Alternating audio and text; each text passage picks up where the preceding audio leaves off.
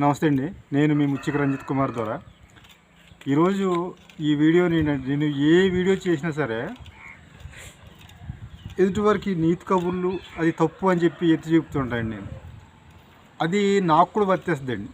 నేను తప్పు చేసినా ఖండించవచ్చు, ప్రశ్నించవచ్చు. నేను ఎలా ప్రశ్నిస్తానో అదేవిధంగా ప్రశ్నించవచ్చు అని తెలియజేస్తూ ఈ వీడియో చేస్తానండి. ఈ వీడియో ఏంటంటే నిత్యం రోడ్డు ప్రమాదాల్లో చాలామంది చనిపోతున్నారు. క్షతగాత్రులు అదే ఇంకా దెబ్బలు తగిలి కొంచెం హాస్పిటల్స్లో చాలా లేవలేని స్థితిలో కూడా చాలామంది ఉంటున్నారండి. ఈ వీడియో ద్వారా ఏంటంటే ఒకటి మిమ్మల్ని నమ్ముకున్న మీ కుటుంబ సభ్యులు, తల్లి అయినా తండ్రి అయినా భార్య పిల్లలే అయినా కానీ, అలాగే మీ మిత్రులు బంధువులు అయినా కానీ చాలా సఫర్ అవుతారండి. మిత్రులు బంధువులు తర్వాత విషయం, ముందు మిమ్మల్ని నమ్ముకున్న కుటుంబ సభ్యులు చాలా సఫర్ అవుతారండి. మీ మీదే ఆశలు పెట్టుకుంటారు, సర్వం మొత్తం అన్నీ. అలాంటిది ఈ రోడ్డు ప్రమాదాల్లో చాలామంది నిర్లక్ష్యంగా డ్రైవింగ్ చేసి ఇదైపోతున్నారండి, చనిపోతున్నారు. మరీ చిన్న వయసులో కూడా స్వర్గస్థులు అయిపోతున్నారండి. ఎలాగంటే నేను చెప్తున్నాను, నేను చెప్పే వీడియోలు వీటి రోడ్డు ప్రమాదాల కోసం చాలామంది వీడియోలు చేస్తారు, పేపర్లో వస్తుంది, వైరల్ చేస్తారు, పెద్ద పెద్ద ప్రముఖులు కూడా చెప్తారండి. నేను ఎందుకు చేస్తున్నానంటే ప్రత్యేకించి నా వీడియోల వలన కనీసం 100 మందిలో ఒక్కళ్ళైనా మారాలని చెప్పి మారరా అనే ఒక చిన్న ఆశతో చేస్తున్నాయండి. ఇప్పుడు రోడ్డు ప్రమాదాలు అతి వేగం అండి కారణం. ఇప్పుడు ఒక 5 నిమిషాలు లేట్ అవ్వచ్చు, ఆడు 100 కిలోమీటర్లు దాటి వెళ్ళిపోయేంత అర్జెంట్ పని ఏం లేదు కదండి. ఒక 5 నిమిషాలు అవ్వచ్చు, 10 నిమిషాలు అవ్వచ్చు లేట్. అతివేగం వల్ల ఈ బండి స్కిడ్ అయిపోయి పడిపోవడం, లేకపోతే అవతలని ఏదో చిన్న 100 కిలోమీటర్ల గంట అంటే ఎలా ఉంటుందండి, కళ్ళు తెరిచి ఇచ్చేలాగా ఇదైపోతారండి. రెండోది ఏంటంటే సెల్ ఫోన్తో డ్రైవింగ్ చేస్తుంటారండి. చాలామంది ఈ మధ్యన ఏంటంటే సెల్ ఫోన్లు ఇలా మెడ మీద పెట్టి ఇలా డ్రైవింగ్ చేస్తున్నారండి, ఇలా చేస్తున్నారు. మొన్న పోలవరం నుంచి రాజమండ్రి వెళ్ళేటప్పుడు నేను ఒకరిని చూసేయండి, తాళ్ళపూడి వరకు ఇంచుమించు ఒక 10 కిలోమీటర్ల వరకు అలాగే చెవి ఇలా పెట్టుకొని పక్కన డ్రైవింగ్ చేసుకుంటూ వెళ్ళారండి. అంటే ఇప్పుడు అర్జెంట్ ఫోన్ అయ్యి ఉండొచ్చు, పక్కన బండి స్టాప్ చేసి ఆఫ్ చేస్తే మాట్లాడితే బాగుంటుంది కదండి. ఏం ముంచిపోతున్నాడికి అర్థం అవ్వట్లేదు అతనికి. జస్ట్ ఆ చెవి అలా పెట్టుకున్నాడు. ఏదైనా టర్నింగ్లో ఏదైనా వచ్చినా కానీ ఇది చేసినా ఒక కాన్సన్ట్రేషన్ మొత్తం ఫోన్లో ఉంటుంది, మాట్లాడే విధానంలో ఉంటుంది. అవతల మాట్లాడేది సీరియస్ మ్యాటర్ లేకపోతే ఇంకో ఇది అవుద్ది. దీనివలన మిమ్మల్ని నమ్ముకున్న మీ కుటుంబ సభ్యులు ఏమైపోతారండి. అలాగే రెండోది ఏంటంటే మీరు వేరే వాళ్ళు కుటుంబ సభ్యులు కూడా మీ మీద మీరు చేసే చిన్న తప్పుకి బాధపడతారండి. ఎలాగంటే మీరు అతి వేగం వలన లేకపోతే సెల్ ఫోన్ డ్రైవింగ్ వలన లేకపోతే ఇంకో వెళ్ళడం వలన అవతలది తప్పేం లేకపోయినా వాళ్ళు మీరు డాష్ ఇవ్వడం, వాళ్ళు స్పాట్లో చనిపోవడం లేకపోతే ఇంకోటి ఏదో జరగడం వలన అవతలని ఇండైరెక్ట్గా మీరే చంపేసినట్టు.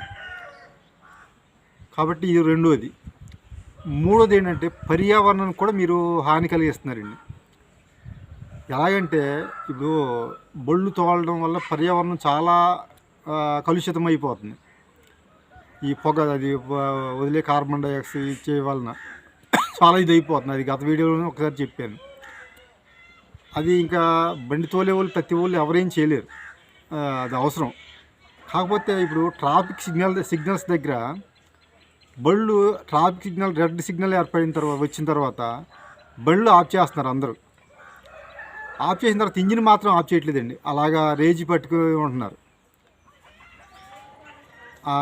దానివలన దాని విలువడే పొగ జస్ట్ ఏముందండి, ఒక 10 నిమిషాలు పావుగంట అది నిలవరిస్తే ఒక్క బండి అనుకోవచ్చు. అలాగా 10 బళ్ళు 100 బళ్ళు వేలాది బళ్ళు ప్రతి ఊర్లో సిటీస్లో మొత్తం మన దేశంలో ఎన్ని బళ్ళు అవుతాయండి. అలాగా ఒక్కొక్క బండి పావుగంట చొప్పున 10 నిమిషాలు, పోనీ 5 నిమిషాలు అనుకుందాం. 5 నిమిషాల వలన ఆ పొగ రిలీజ్ చేసే పొగ పర్యావరణంలో ఇది అయిపోయి అలాగే మనం బండి తోలకుండా ఉండలేం. మన అవసరం అది ఎక్కడికి వెళ్ళాలన్నా.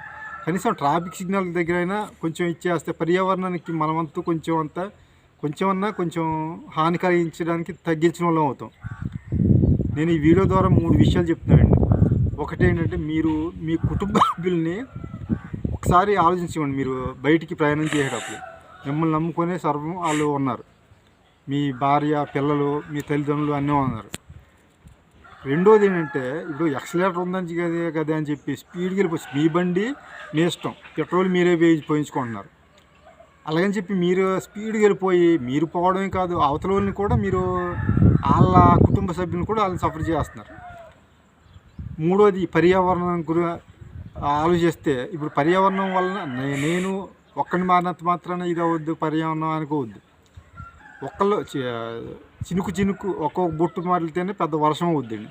అలాగే ఒక్కడు అనుకోవద్దు. ఎప్పుడు ఒక్కడే ఇద్దరు అవ్వచ్చు, ఇద్దరు నలుగురు అవ్వచ్చు, అలాగే 100 మంది, 1000 మంది, 1,00,000 మంది, అలా ప్రతి ఒక్కరు మారితే పర్యావరణానికి ఎంత కార్బన్ డైఆక్సైడ్ తగ్గించవచ్చండి మనం.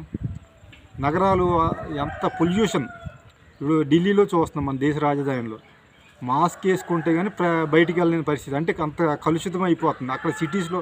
ఈ బళ్ళు వచ్చి కేవలం బళ్ళు గురించి కాదండి, ఫ్యాక్టరీలు, ఇంకా రకరకాలమైన మొత్తం వాహనాలు, ద్విచక్రాలే అని కాదు, లారీలు, బస్సులు, ఫ్యాక్టరీలు అన్నీ.